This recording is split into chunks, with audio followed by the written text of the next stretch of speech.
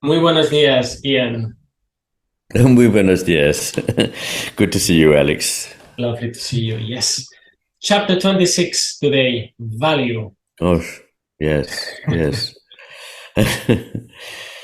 mm, I was thinking to ask you that or reflect, like after we finish the previous one, which is consciousness and mm, matter, one would hmm one could just the book could end there in a way.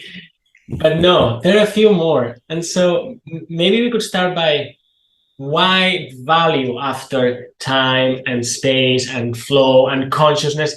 It felt like, well, we cannot go further in a way. But here we are, we have value and purpose and the sacred, but why value? mm. Well, all three of them, of course, do depend on consciousness. And I think that I feel quite strongly that the way in which we tend to think is so dominated by mainstream science that things that are professedly subjective in nature are considered to be human inventions, I suppose. So we look for things to cheer ourselves up. We invent the sacred, we invent purpose, and we invent values. We invent the idea of truth and beauty and goodness because they help in some utilitarian way. I suppose at the bottom of what I want to suggest is two things. One is that utility doesn't help explain them. And the other is that they are not things that we invent, but things that we discover. In other words, literally uncover, we find them. And that's very different from the idea that we've made them up. I'd need, since we're talking about values, to make a distinction between particular instances of things that are valued, which are open to human taste and changes of mind and so on, and that's perfectly correct. Although I argue, I think quite forcibly, that there are far more commonalities across the world from different cultures in what is found beautiful, for example, than we normally assume. But nonetheless, I want to make a distinction between particular instances of valuing an object or some experience and the existence of beauty at all, or truth at all, or goodness at all. And I take them to be ontological primitives. In other words, like consciousness, they are perhaps aspects of consciousness, and they can't be got behind. And I'm pleased to say that there's at least one, and no doubt many more, mainstream Anglo-American analytic philosophers that would support this view. In particular, one that I know well or knew well, the very distinguished philosopher Derek Parfit, who was an atheist but nonetheless believed that these values were ontological primitives. They were not just creations of the human mind. I don't want to play devil's advocate because that notion is a bit tiresome to me. Oh, but since go on. no. But since you're mentioning ontological primitives, and I feel like in playing cards, we have now not a pretty long list, but an amazing list, right? You just said consciousness, the good, truth, beauty. Our materialist friends would say, well, we just have one. It's bare, dull matter. And, they could invoke Occam's razor and together with Occam's brush and so on. Just to ask you, how do you feel about having many ontological primitives? Probably yes. That's a stupid. I recognize this is a stupid metaphysical question, but it just crossed my mind, so I wanted to share it. No. I think it's a very, very reasonable one. It's occurred to me too. First of all, to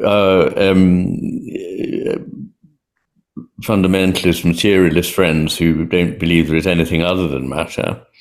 And of course, it depends what you mean by matter, but here we're talking about not matter as I would understand it, as already instinct with consciousness, but pure matter without any trace of consciousness. If that is the case, then Occam's razor is like sort of going for a shave and chopping your head off. It's more like what the Nobel Prize winning biologist Sidney Brenner called Occam's broom for sweeping things under the carpet. I mean, how do you explain these things out of sheer matter? I agree with you, though, there's something unsatisfactory about multiplying too many ontological primitives. And I think the way that I would see that is that a process, which I believe consciousness to be, has different ways of being. So for any one verb, there can be many adverbs. But those adverbs are referring to ways that only that consciousness can bring about. So if you like, I would say that truth and beauty and goodness are aspects of the flow of consciousness, emanating from that flow of consciousness, owing their existence to that flow of consciousness, but with that flow of consciousness having no prior out of which they come, other than consciousness itself. So I think thinking of them as adverbial might help. It does help. It does help me. And at the same time, I recall the Sat, Chit, Ananda, this kind of trinome or tripartite structure that comes from the East. So I'm not trying to then collapse them all into one, but this distinction of verbs and accompanying adverbs is useful. Yes. Well, it goes back to, I think, when we must have been discussing chapter 10, I suspect I may have quoted Rabbi Agus, who says, in this word, in this life, we really can only speak of the adverb truly.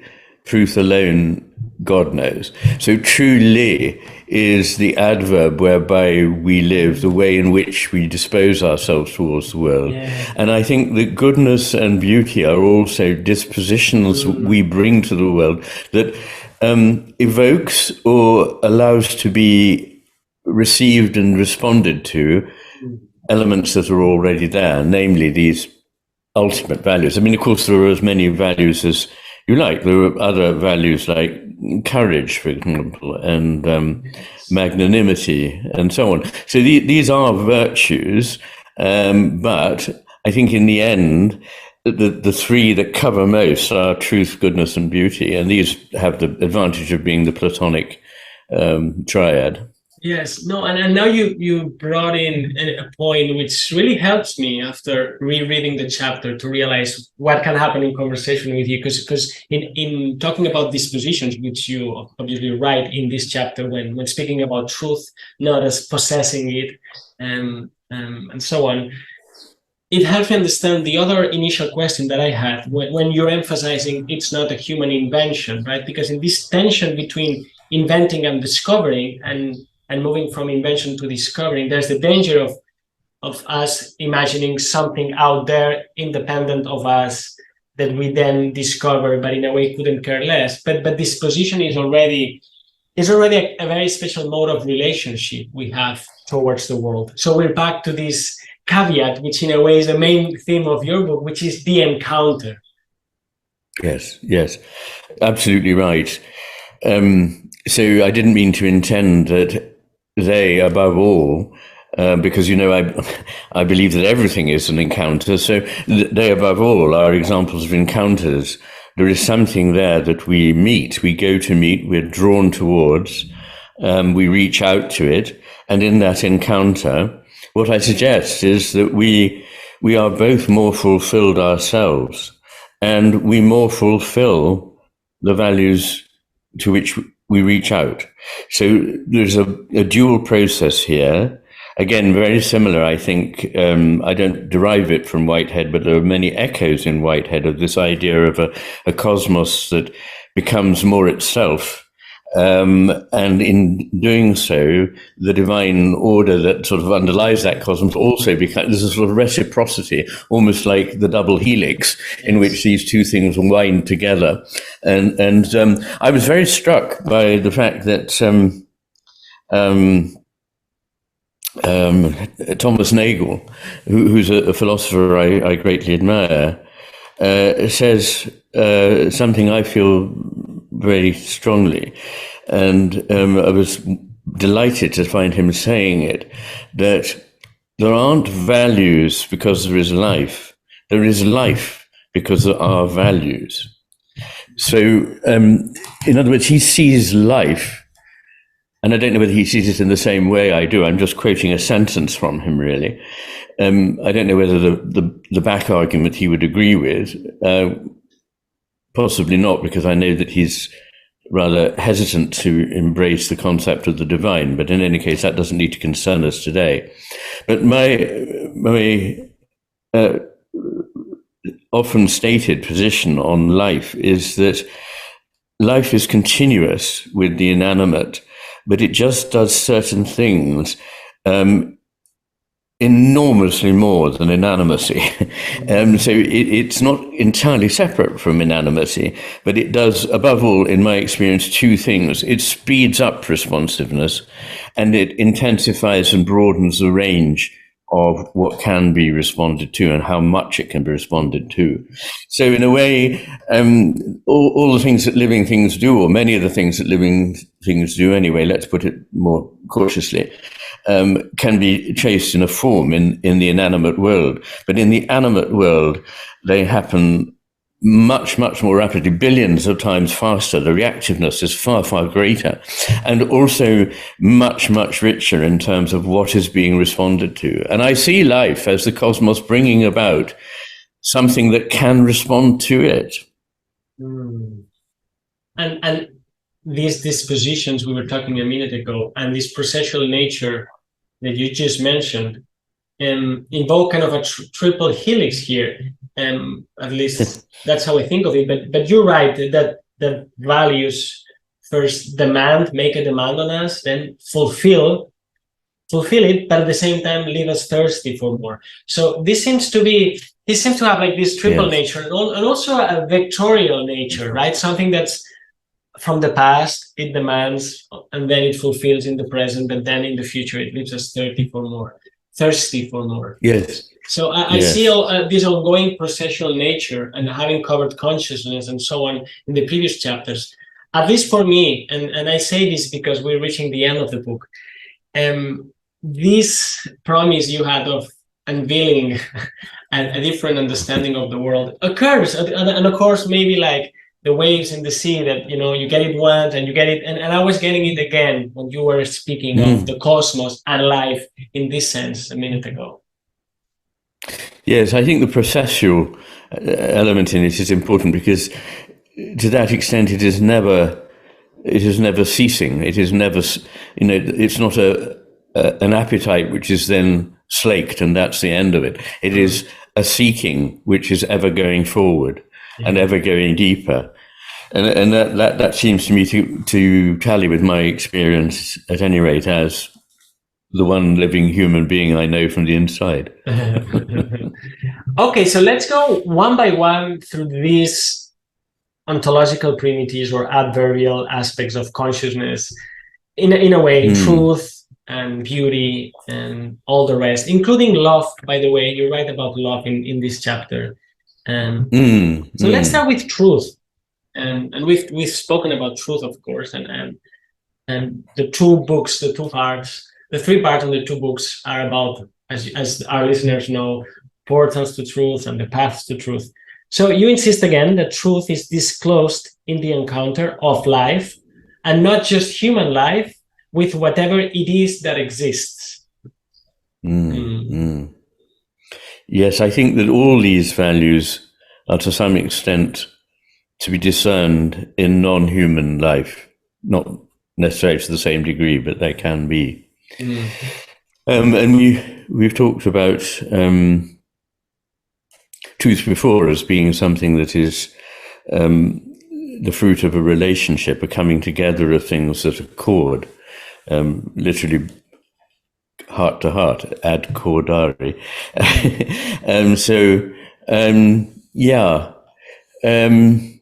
What can I say about truth that I haven't already said? Well, something that interests me again in clearing up, again, maybe stupid doubts, but you contrast it, of course, with utility. You say truth matters more than utility. Yes. But I recall we have endorsed a sort of pragmatism in our understanding of truth as well, right? Something being true enough and not possessing truth, but just navigating it. So I wonder how to square, in a way, utility, not being pragmatism, but still defending. It feels to me, let me put it in this way, that in this chapter, you're arguing for an even stronger version of truth, at least in intensity. Maybe it's because we're reaching towards the end, and the book is becoming more solemn in a way. Okay. Yes. So how to rethink again truth in the light of pragmatism, which we've discussed many chapters ago? Yes, that's right. Well, thank you for drawing attention to that, because, of course, as you know, I don't mean utility when I refer to pragmatism. What I mean by pragmatism is probably the ultimate test that we can bring to any judgment about our philosophy, which is the degree to which it accords with experience. Now, that is quite different from utility because, for example, one of the things I strongly find corresponds to or is borne out by experience is that there are many things that we value in spite of their lack of utility. And indeed, if we tried to make them useful, we would destroy their meaning. So, for example, a good example is an act of generosity. If I offer to pay you for this act of generosity, I've destroyed the act of generosity. And if I listen to a beautiful piece of music and think, that will enable me to relax more and be able to do better at my work or something. That is, in essence, entirely beside the point of why we like the piece of music and has degraded it to a kind of utility. So my experience confirms the lack of utility for many of the most valuable things. So there is a complete a distinction and separation of the concepts of pragmatism, which I think is a deep idea. I mean, it's nothing to do with just being temporarily pragmatic. Well, this helps me get along. It's about what actually answers to experience, and on the other hand, sheer utility. And I take this into the realm of science, because I think there it's quite interesting. I mean, it's quite clear that science has one main value. I point out that it won't allow other values to be discussed. Its one value is truth. But if I can put forward a scientific idea, and I may be shown to be wrong, but in the course of time, but if I include in my idea the concept of a purpose or meaningfulness in the world, science will reject it. It will say it's just not science. So other values than just truth, whatever that quite means, just truth, have been excluded in science. So why is it that they think truth is so very, very important? I think it's terribly important because I believe in a world which has these transcendent values, that truth is a value in itself, not just for its utility. And there are plenty of examples of things that are true but not useful and things that are useful but not true. So they don't conflate with one another at all. I give the example of why do scientists, if they believe in a world that has no meaning or purpose, in other words, it's just a chunk of experience we have and then we die, surely the one thing we should be doing while we're here is maximizing pleasure and utility. I can't see why one would bother with anything else. Mm-hmm. But if that's the case, why are scientists so keen to distinguish themselves from and to despise an idea such as religious faith, which might be untrue, and they say it is, but it at least gives people a great deal of comfort. Suppose in great adversity or facing disaster or death, they turn to their religion. This is much more comforting for them. So just in terms of pragmatic utility and minimizing suffering, it would seem like they ought to put that before their lust for truth? Why do they elevate their lust for truth over and above? And I think it's a question worth asking. I think the answer is that they believe that truth is of supreme importance, but it's then hard for them to explain quite why. Why in their universe, their meaningless universe, is truth so important? And this is one of the catch-22, one of them that Dawkins caught himself in, I think, in championing the idea of means, but then saying that religions are a virus. But then one must realize that, well, if they're a virus, they're in a way helping people. And so they may have even an evolutionary advantage, but then that seems inconsistent with what some of these hardcore atheists want to proclaim. But in any case, I see what you mean, and it's really interesting to ask.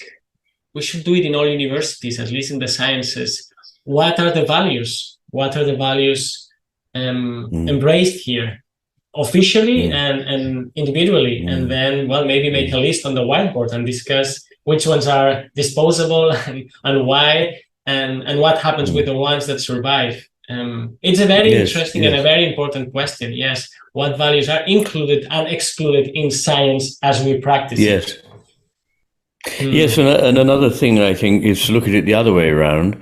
I personally wouldn't welcome it if university departments decided that all that they would research were areas where there was already perceived utility.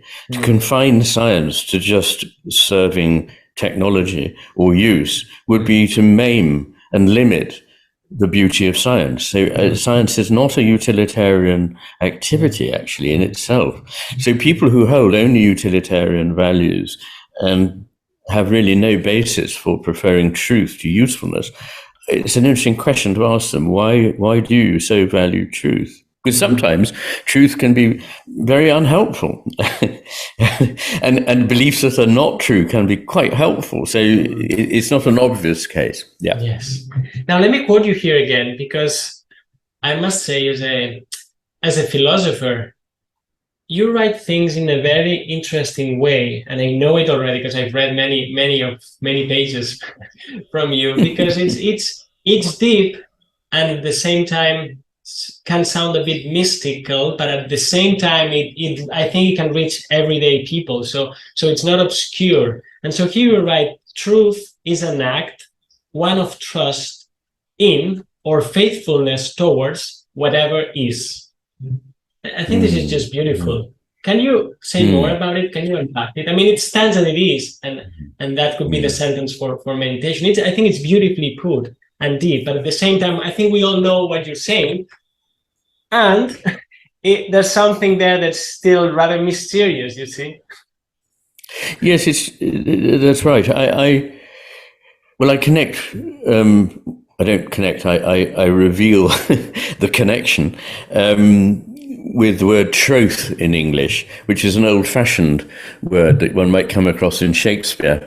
In a slightly poetic term, we say that when two people become engaged to be married, they plight their troth. I mean, it's not modern English, but that is an expression.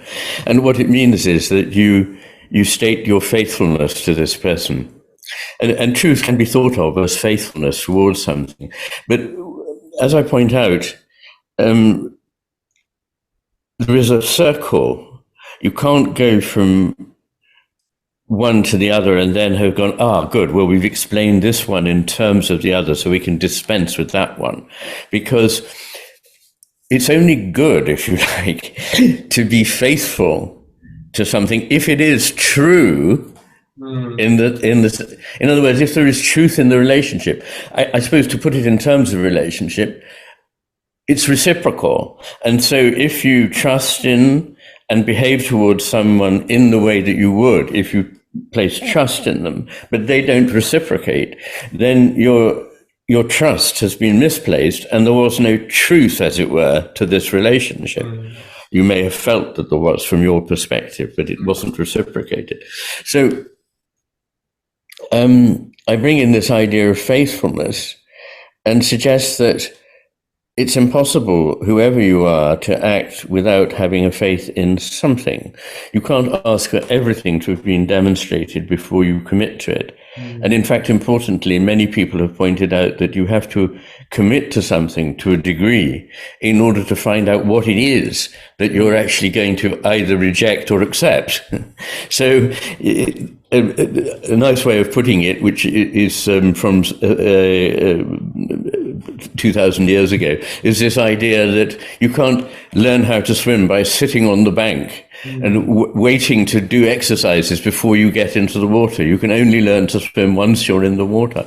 And there are many things like this where you can see examples of intellectuals in their rather dry way, an apposite word under the circumstances, dryly sitting on the bank and trying to work out what's going on here without having in any sense committed themselves to the experience. Yes, and we'll talk about these kind of thought experiments in some minutes when we talk about morality. But I just wanted to remark this thing I remember from your chapter when you say, well, it's not a leap of faith.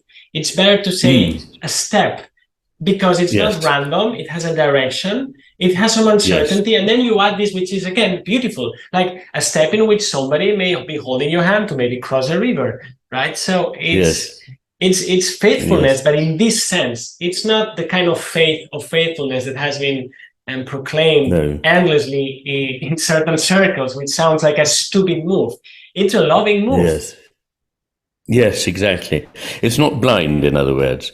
There's nothing blind about this step. It's a step that you have reasonable trust in and reasonable faith in.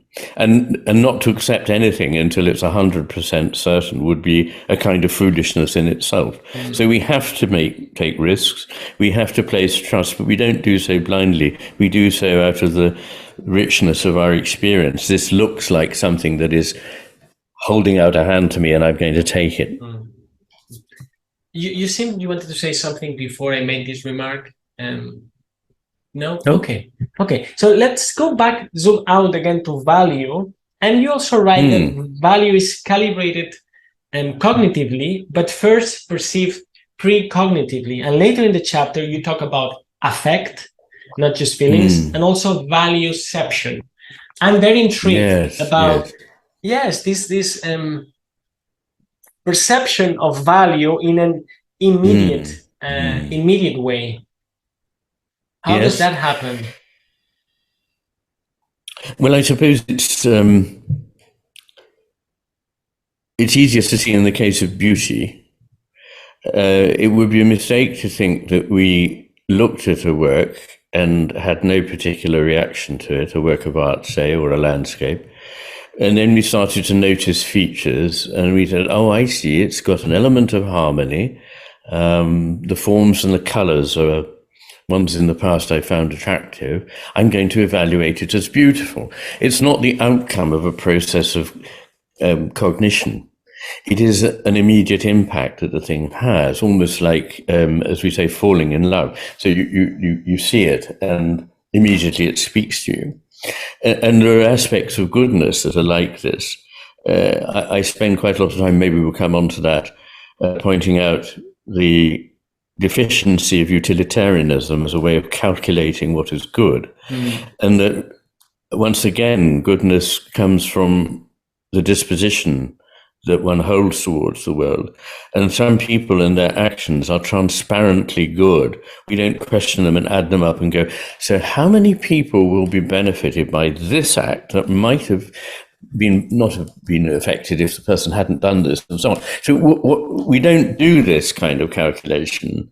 And specifically, we don't sort of weigh up what's good here and what isn't, and then do a sum and say, okay, so our thinking is more intuitive. It takes into account many strands of understanding and knowledge that can't necessarily be put into language. And if we tried to, we'd miss many of them. So we make a reaction to something, which is not to say that it will always be right, or that it might not be revised in due course.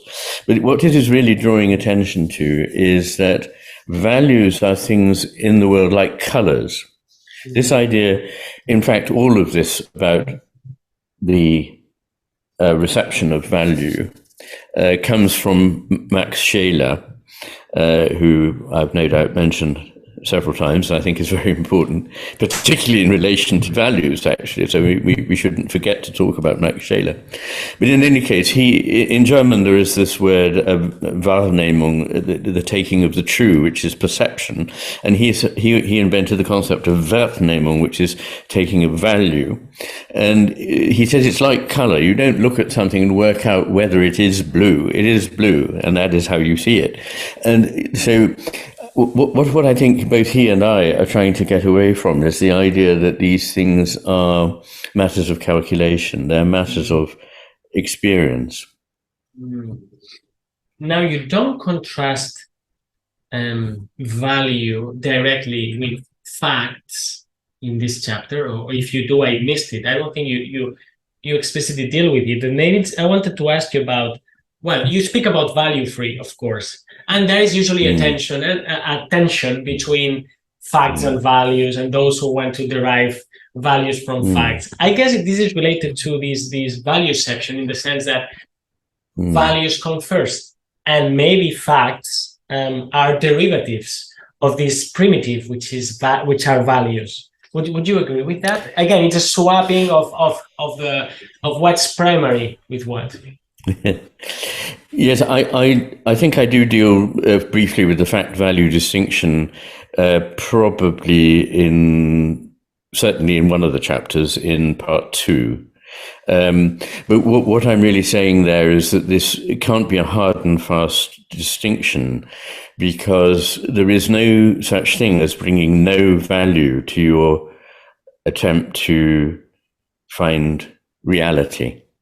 If you equate facts with the real, there is no such thing as a value-free way of arriving at them.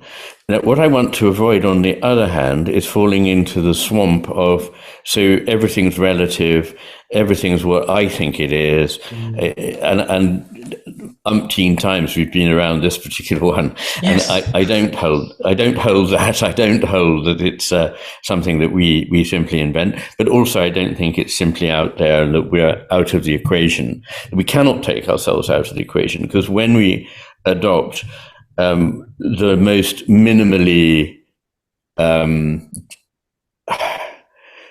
valuing disposition towards what we're looking at, what we think is the one that brings fewest values to bear, that is already a statement of my value here, which is that I'm not going to bring values. And in fact, you're bringing a value, which is that something is better known when we are detached from it. Now, that is not as obvious as it sounds. It sounds quite obvious to a lot of people nowadays, because in school we're early taught that, there is this thing called objectivity. Now, once again, I don't want to repeat things I've already said, but I don't disagree with the idea that there's some value in the concept of objectivity, but it's not reached by maximally detaching yourself from the attempt to understand it. It may be best understood by a kind of engagement which is not skewed too much towards any particular point. And that's a different kind of process, because what it allows is that there may be a number of viewpoints that get closer and closer to this truth, and that you need to see it from different aspects and bring into play different elements that would have been excluded in this false, in my view, attempt to exclude yourself entirely from the making of a value judgment. And apologies if I draw you to that from time to time. I think you walk that thin line very gracefully, and I think it's important to over and over emphasize that subtlety. Yes. Okay.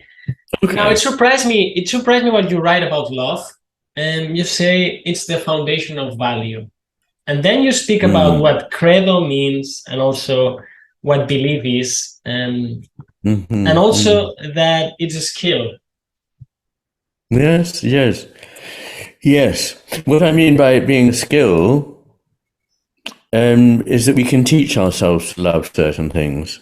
It's something that is immediate in us, probably, but we can either stunt it or we can grow it. And in this way, it's like, maybe I shouldn't even begin to talk about the soul, but I believe the soul is a faculty we have, which we can either stunt by distending to it, or we can grow by nourishing it. But in any case, what I was doing there was taking issue with the idea that seems, again, immediately obvious, that you can only love something once you have fully experienced it and done a reckoning of its value. Surely value is the forerunner to love. And of course, there is some truth in that. But once again, we have a reciprocal relationship, because unless we learn, and this was a point made again and again by Goethe, that unless we are able to love something, we cannot value it correctly or properly. And this may be behind austere Oriental beliefs that compassion and humility, which enable us to enter into a loving relationship with things, enables us to see them truly. And that, that by not having this compassionate relationship, we miss the truth of what we're seeing. So I don't think it's just an idea of Goethe's, although Goethe was a remarkable man, or an idea of Pascal's. Interestingly, Pascal made the same point, that we need to learn to love something before we can fully understand it. We don't have to understand it in order to fully love it. I would say that this business of which comes first is a typical irritable excitement of the left hemisphere. So which of these comes first, please? But I don't think this is necessarily the case. I think that what happens is that our relationships are, once again, a matter of reciprocation, of cyclical or spiral-like helical development, that in which one thing gives rise to the other, which gives rise to the one, and so forth. It's not a first you must do this, then you can move on to that. And you make a distinction that I think is very urgent between belief as holding a proposition versus a disposition, which sounds very much like you were saying about Goethe, right? So it shouldn't be so much what do you believe in, but in a way, how are you believing in it? Because it's more the disposition. It's not what you hold to be. It's not what's written down in the flag you're holding, but even more how you're holding that flag. Yes, quite. And so we come back to something that again underlies my philosophy throughout, that it's the how that matters. And once again, I would say that belief is a disposition, not a proposition. And it's a matter of the way in which we dispose ourselves towards something that enables us to have that relationship with it. And you mentioned credo and belief and so on. And there is certainly a possibility, I don't know that it's a certainty, that the word credo comes from cor, do, I give my heart to something. If it is, it's not surprising, because the Sanskrit root of the idea of truth is related to love. And in English, believe is related to beloved, and leaf, the root of the word belief, leaf has gone out of modern English, but was in Elizabethan English, was a word for somebody that you loved, your leaf lady, your leaf lord, whatever it was. And again, in German, the word for believe is glauben, and glauben comes from Liebe. So in all the language we know, there is this relationship between the idea of love, the heart, value, and a disposition. It's very different from the idea of belief as being a proposition that we might test in a laboratory and then either finally reject it or accept it. It's just not like that. Yes. And I give my heart, which sounds like the chorus of a pop song. It could be the scholars of, it could be the scholars of, I give my heart. It's like to the thing I'm studying. Maybe I keep my brain or my mind, but I give my heart to begin with. And actually, you mentioned three major cases: Darwin, Freud, and Marx. of giants who, in a way, we could say they took their heart back from the matter, and the lights got dimmer. Yes, that's right. Yes, I just mentioned, because it seems to me interesting, that some of the processes of left hemisphere analytic thinking drives out the initial love that may have been the reason that you embarked on this path of study or work at all. And in the case of Freud, I point out that whatever he may say, in private, he expressed contempt for many of his patients and thought they were good for nothing but giving him source material to write about and an income. And that may have been Freud on a grumpy day. I mean, I have grumpy days too.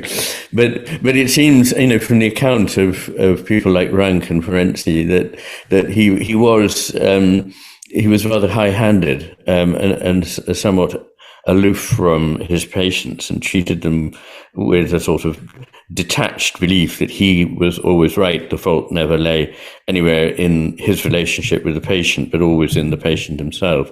And then I look at Marx and his correspondence with Engels, in which they talk about the proletariat, to which Marx devoted his life, apparently to improve their lot. He describes them as Gesindel, as a rabble, as those idiots.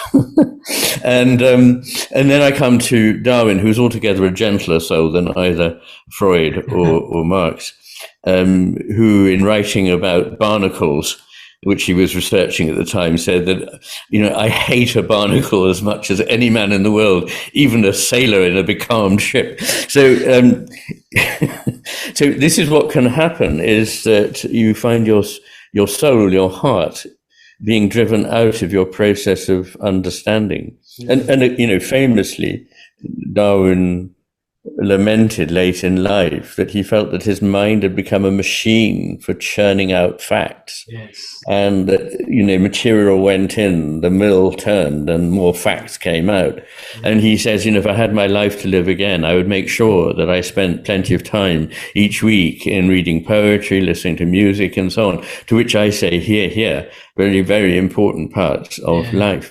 And really what it means is that when you are thinking and so on, it's a very modern Western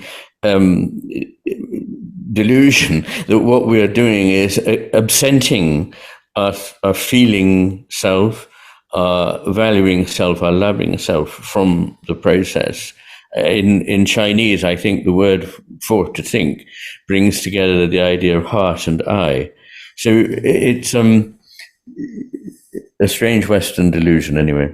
Yes, he seemed to have had a precognitive nightmare more than a century before of nowadays computational biology, which in a way all biology today is computational in terms of what we use in order to analyze data. But there's this way of thinking that deals with tons of data. And one can make wonders with it, but as I joke, as I say in a joking way, one doesn't really care whether it's a mouse or a house what you're analyzing. It's just more data, and this drying out that happened to Darwin. I had read about this in some other books about what happened, an early Darwin and a more kind of dried out Darwin after amassing all those facts with which he built this unique understanding of the natural world anyways. Yes, this is right. All right, so we've talked about truth. Let's talk about goodness and later about beauty. Okay. Goodness, that won't take morality. So the flow is goodness, morality, left hemisphere manipulation, utilitarianism. Sorry. Yes. Well, once again, what is goodness? Is it something that can be calculated, looking at, as it were, the facts of the case, or is it something to do with one's disposition? And though I'm not a great admirer of St. Paul, a phrase of St. Paul's, I think it's St. Paul's, comes to mind, in a famous passage in which he talks about the nature of love, or charity, as it is in the King James Bible in English. And he says that, though you give all your goods to the poor, and though you even give your body to be burnt, but have not charity, it is nothing worth. In other words, the actions are not the important thing. It is who you are and your relationship. So I think, at least in that case, Paul was eloquently right. And it reminds me also of something said by Meister Eckhart, who I enormously love and admire, who said people worry too much about what they do, not enough about who they are. And if you are that good person, the actions will follow from that and express the goodness. So I'm trying to get away from the idea that it should be a matter of calculation. This has enormous problems. And one of them is that it is the received way in which morality is thought about, the default way in which it is thought about in most Western philosophy departments, that it is a matter of utilitarianism. Now, there are a number of problems with this. Let's just think about a few of them. One of them is that it is very narrow in the way it thinks. So it thrives on little vignettes that stretch your thinking, and they're quite amusing. So you're standing on a bridge. This is a very well-known one. You're standing on a bridge overlooking a railway track, and you see that a runaway truck with people on board is hurtling down this. And if it is not to go into the back of another truck and a lot of people will be killed, the points need to be changed. How can the points be changed? Well, you happen to be standing next to a fat man on the bridge, and if you push him off and he changes the points, then lots of lives will be saved. So should you not actually sacrifice this one person for the lives of the others? Another one that I particularly like, since I'm a doctor, is a doctor is consulted by a very healthy man who has a minor concern about something. And he realizes that this man has perfectly matched organs for a heart transplant, a liver transplant, a lung transplant. And he has patients on his list who need those organs. Should he not sacrifice the life of this perfectly well man who's consulting him in order to save the lives of the other three?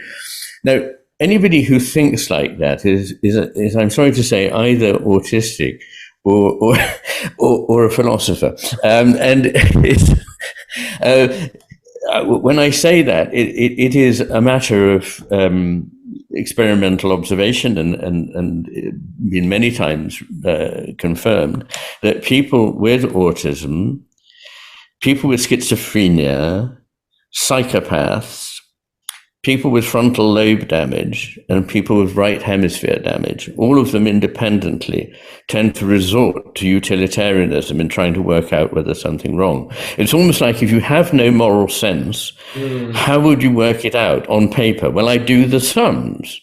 And that's about as close to a true moral sense as echolocation is to sight in a blind person. It's not a form of sight, it's something that substitutes if you haven't got sight. And so it seems to me utilitarianism is a very bad approximation that will lead you into false conclusions if you follow it. Now, you may say, well, why are the conclusions false? Well, let's look at some of the things about them. I mean, first of all, what would it be to live in a world where if you wouldn't want to go to a doctor because the doctor might be belong to a philosophy school, which meant that he's going to kill you on the spot, even though you're perfectly healthy. Do we want to live in a world like this? When you push the fat man, and do you know that he's going to actually succeed in changing the point? Or maybe he won't even be killed. He may be horribly maimed and have the rest of his life to lead out. It leaves out of the picture the idea that this single act ramifies in time and space, in connection with your past and your future, the fat man's past, his future, into the lives of all these people.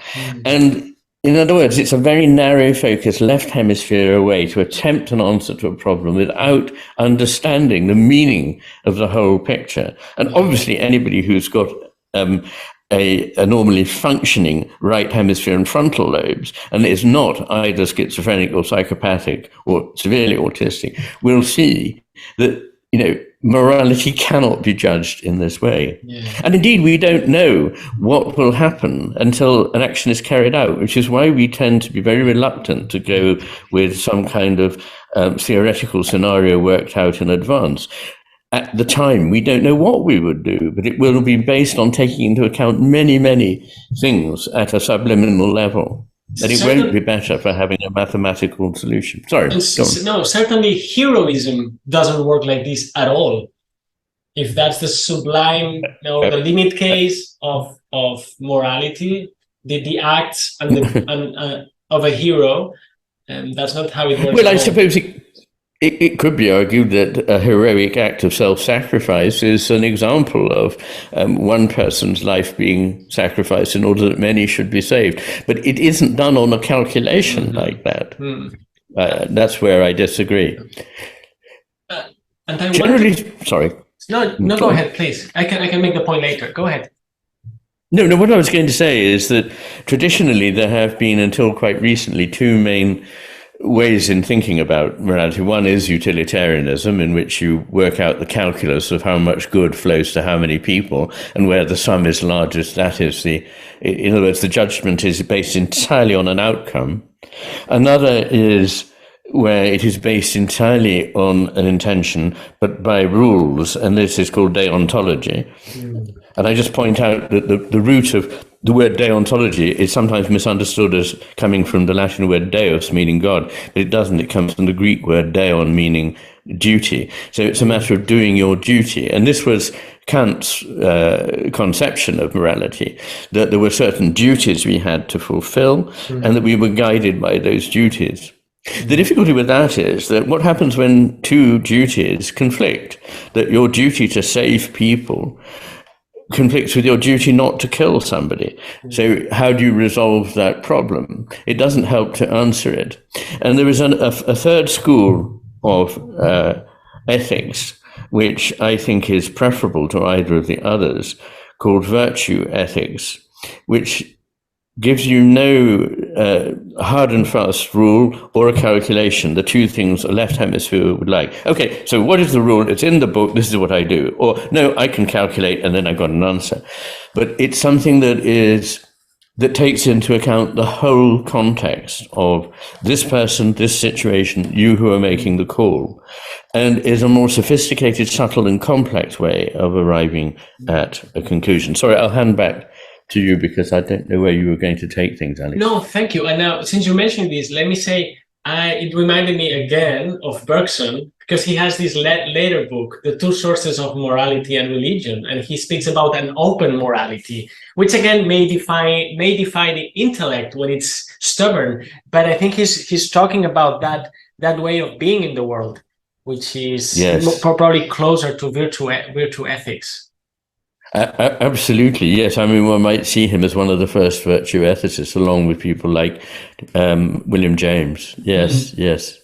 And I wanted to make a step back, because as you were describing these kind of thought experiments, they have little to do with the thought experiments we discussed of some physicists when talking about relativity of quantum mechanics, which are these exercise of imagination. This thought experiment we're talking about now, the trolley problem, are weird in that there's something comical about them, but it's not funny, and there's something there's some sort of tragedy going on, but it's not a serious tragedy. You see, they have this weird mix.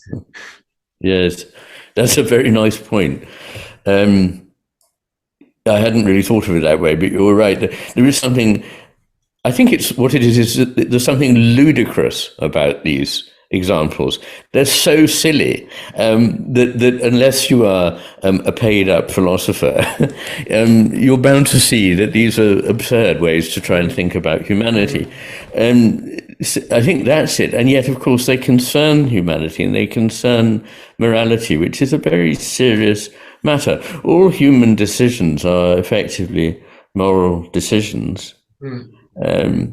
which incidentally was the core of my talk a couple of weeks ago to the World Summit on AI in Amsterdam, where I was really pointing out that any decision that involves human beings is a moral decision, and can we trust mechanisms to make those moral decisions? Yes. And further than that, is it not incumbent on a practicer of AI, a developer of AI, to think ahead to how this is going to be used to oppress human beings? There's a moral, you can't just shrug it off and go, well, I just made the thing, you know.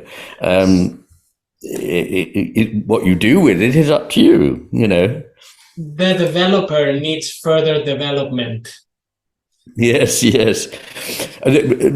was a wonderful American humorist that was popular when I was growing up. I don't know if he still is known. Tom Lehrer. He used to sing songs, very funny songs. Anyway, talking about Werner von Braun, who invented the V1, V2 rockets.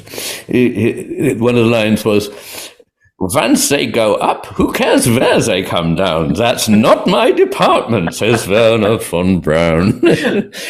I sort of feel we can't. Obviously, we can't be responsible for all the consequences of everything we do because we can't foresee them. But where there are obviously foreseeable evil consequences, we ought to be careful when we're developing something and not absolve ourselves.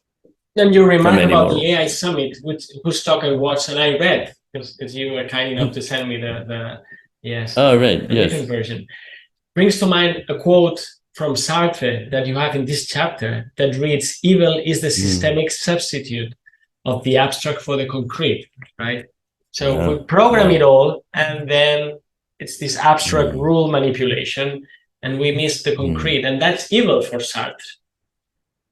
Yes, and of course, another way of thinking about it is evil is the systematic substitution of the left hemisphere's take for the right hemisphere's, because the right hemisphere's is the concrete, instantiated, real-life embodied experience, and the left's is its theoretical abstract map. So in a way, these books are trying to deliver us from evil, if I can put it this way now. Oh my goodness. Yes. Well, we can edit that. No, I'm joking. All right. Let's move. I mean, okay, in a simple way, I don't think that philosophy can be devoid of ethics either. I mean, in a way, if you take seriously what Whitehead said, and I do, as we think, so we live. It's very much matters how we think, how we use our minds. And I suppose what I'm trying to do in the matter with things is to say it matters how we think about things. Yes. All right. So we've talked about how come you know the Lord's Prayer in English? I can understand you knowing it in Spanish, but how do you know it in English? All right. So for some reason, at the school where I went, in English, we learned it. Well, it was a religious school, and some may have had the idea that we learn El Padre Nuestro. We learned it in English, and so we would say it sometimes. And so I remember that line. Yes. Amazing. Líbranos del mal. Which, by the way, a friend of mine who's interested in the Bible and its translations told me that perhaps that's not, again, the most accurate way of translating what it says. It's more like let's avoid excess and defect, which sounds more Eastern. It's not so much like but in any case, that's a rabbit hole. It's interesting to realize how much we've repeated a mantra, and whether that was it was capturing really the spirit of it. I suppose one would need to go back to Amharic, even if that's the precise words, but then they would be a later record anyway of what Christ said. So we don't really know. But one has to remember that, and there's nothing to do with this chapter at all, but that Christ did if we are to believe what's written in the New Testament, did get tempted by the devil and did think that evil was real. So I think the modern comfortable tendency to just go, oh, evil, it's all made up. Yeah. I don't know, but that's for another day or another time, or not at all. Or not at all. Well, let me see your 5 and bring 5 more very briefly. Did you say this when you're playing cards? That's how we say it in Spanish. Talking about I had an invited speaker, and she talked about psychedelics, and we were talking about the nature of these entities. And people don't want to take them seriously, but in a way, there seems to be something about them which is not, again, a hallucination. And so, well, we don't want to talk about those things, but what are those entities? Well, and even the idea of a bad trip. We're talking about the idea of a bad trip as something that now, in this age of, psychedelics is coming, 2023, the depenalized industry, corporate world, and so on, they're going to make kind of Yakutsi, which we were saying Yakutsi psychedelics. Take it and good trip guaranteed. And if not, we can give you the money back, right? But actually the bad trip is as part of the whole transformative experience as the good trip. So I thought of evil in that sense, maybe one needs to go through it as well. Oh, wow. Well, we could return to that perhaps in the marathon session on chapter 28, but I think that's reasonable. Incidentally, just a couple of comments on that. Bad trips are just as frequent as good trips on LSD and psilocybin, magic mushrooms. And the other thing is that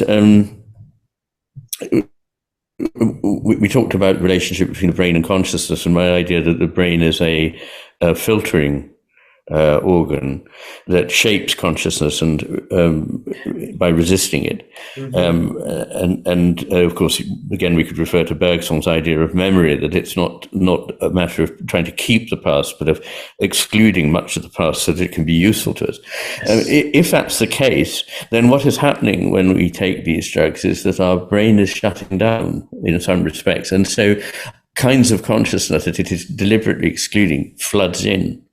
And that may be good or may be bad. And there's nothing wrong with the brain shaping our consciousness in the way it does. In fact, it's marvelous. We couldn't have a life if we were constantly hallucinating.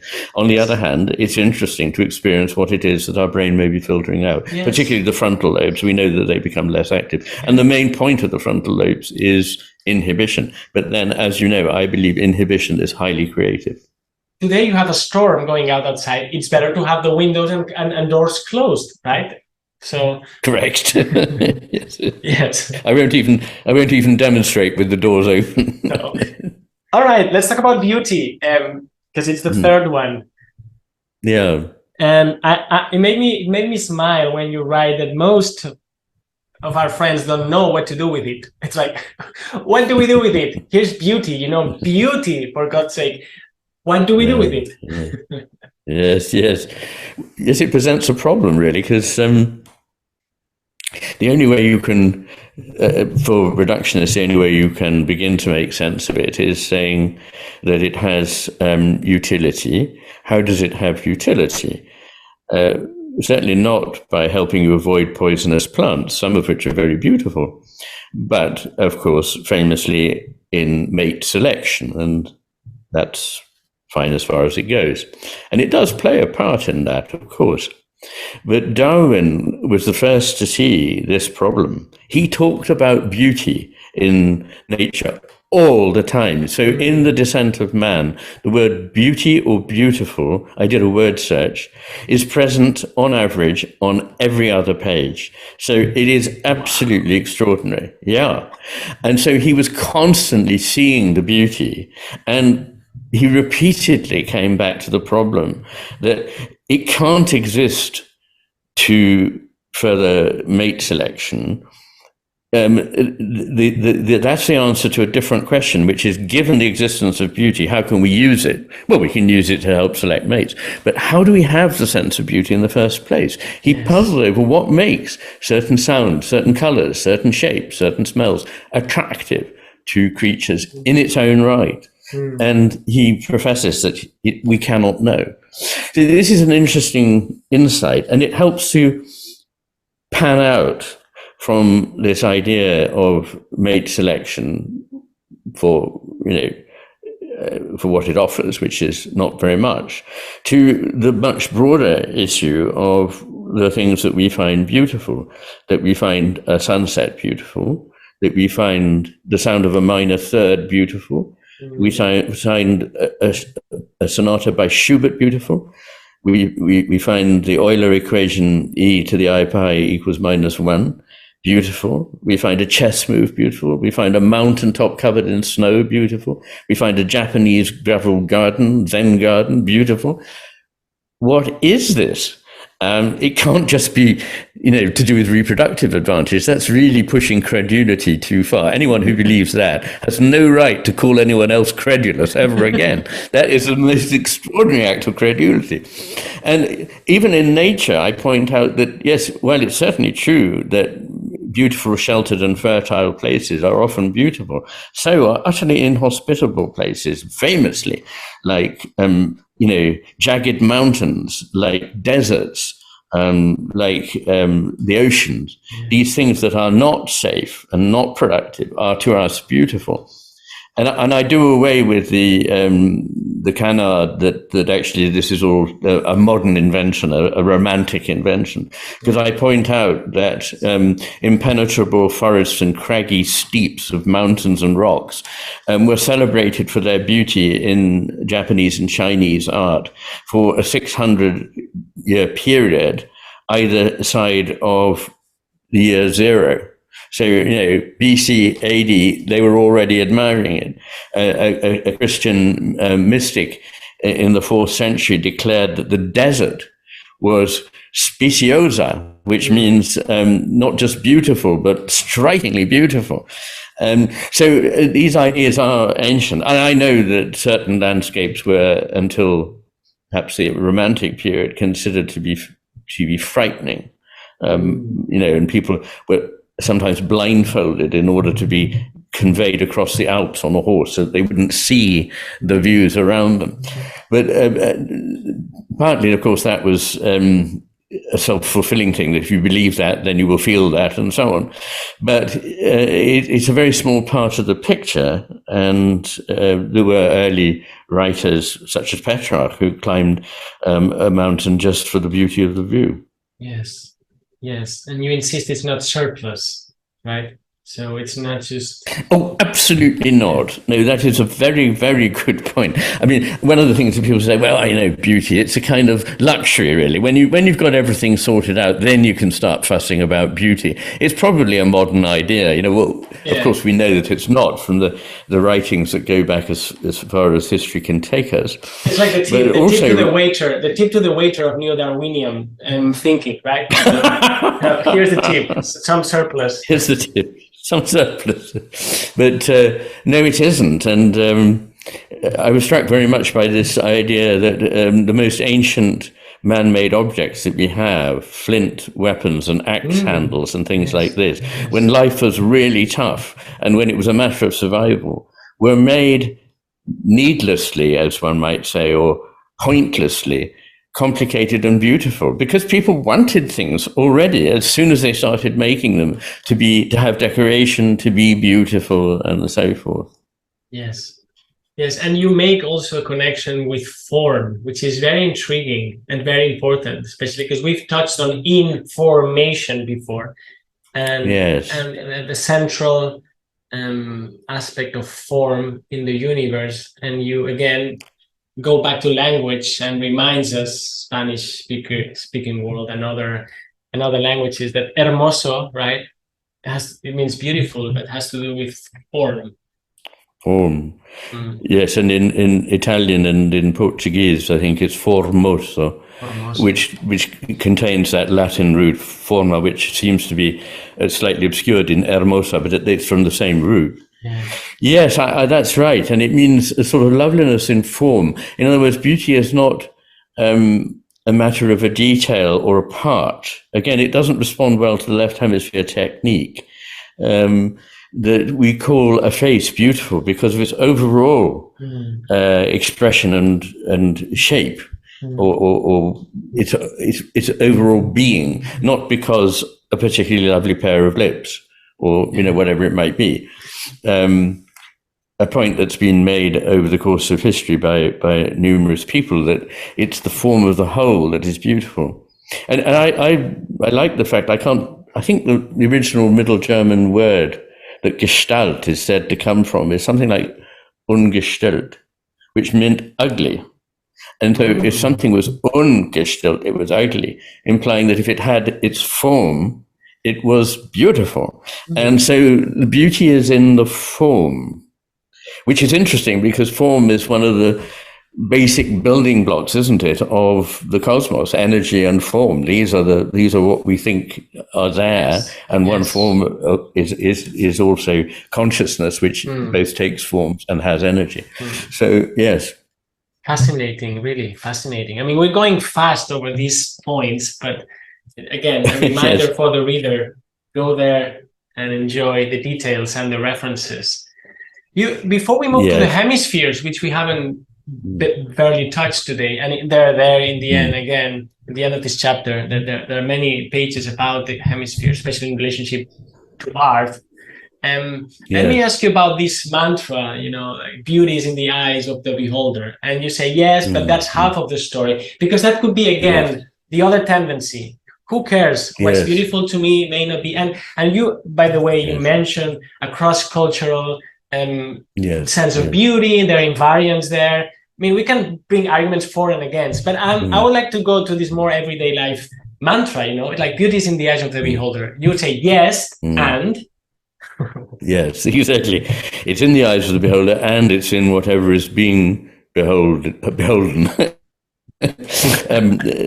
So beheld. In other words, it is this encounter between something that evokes a spirit of beauty and ourselves. One sidelight on this that is interesting is newborn infants, what we call neonate reactions to beauty. So even at 72 hours, when a newborn infant is only just coming to its first experience of sight at all, it prefers to look at a face that has been evaluated as beautiful than to one that is not. It will spend more time gazing at the beautiful face. And what's more, it doesn't even have to be from that child's own culture. So beautiful from any culture. And fitting rather nicely into that is that there is broad agreement across cultures about what is beautiful in another culture. So there is agreement amongst people of one race about the beautiful faces of another race. So it's not just a culturally determined thing. What's more, of course, we know that very obvious fact that we have for a very long time appreciated the beauty of Eastern paintings, artifacts, and so on. And Eastern people appreciate very clearly the beauty of Western art, paintings, and drama, and so on. People, they don't find Shakespeare or Tintoretto alien any more than we find the beauty of their ceramics and the beauty of their poetry alien to us. Yes. And just to emphasize, what we're saying may sound a bit traditional, and that doesn't need to be necessarily a bad thing. But before we were talking about goodness, and we were saying, well, it's not about finding something useful, or even you wrote there about happiness versus feeling good or self-esteem. Well, again, the same here for beauty. It's not just about, oh, how cool that is, how nice this is. You're talking about beauty, and in a solemn sense, as I was saying at the beginning. Yes.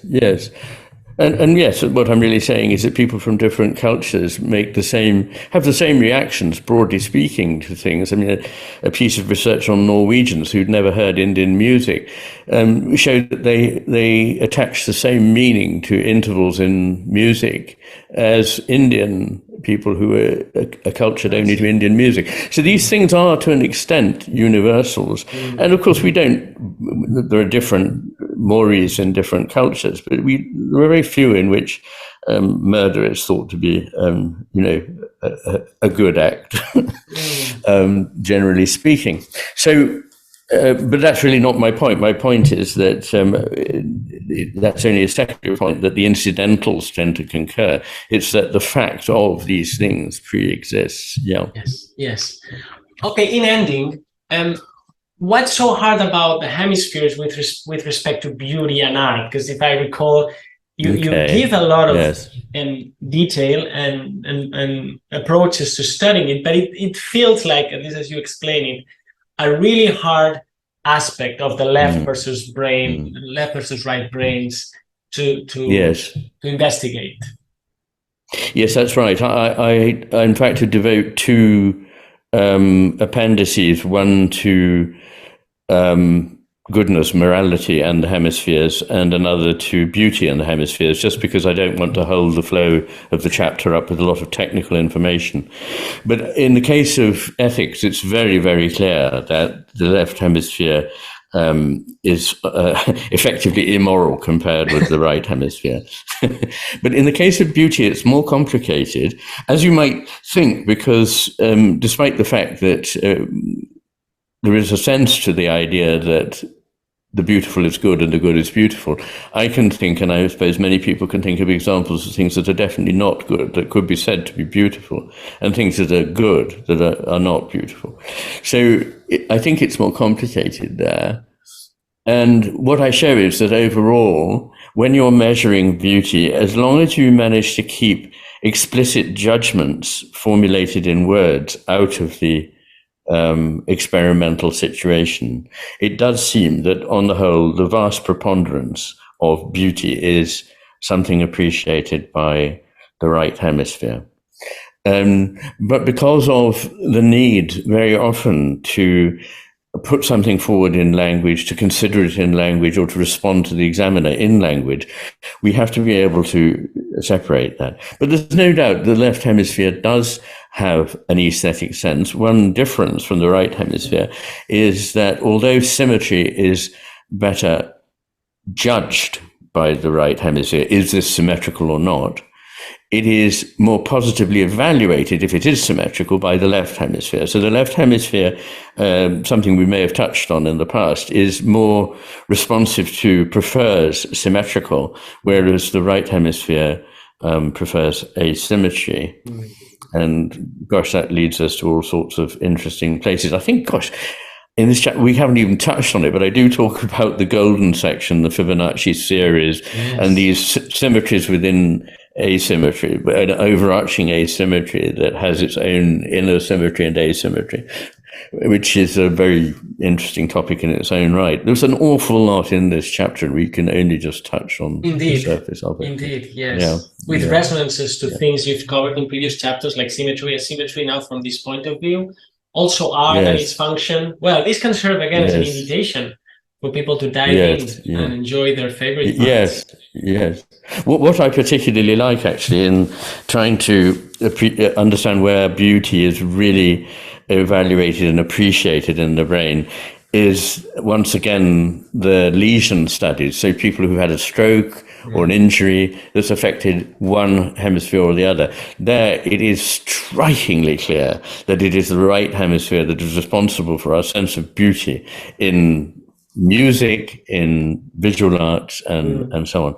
So, anyway, it's all complicated, and I try to be true to the complicatedness of it, but I also need to get out the headline points, otherwise people will drown in information. And those are some of the head points. And I had in my notes actually these two adjectives, right? Like overwhelming evidence, but complicated at the same time, which is totally honest, I would say. This is not these are not clear waters, but where the tide is very clear. Yes, that's right. No, that's it.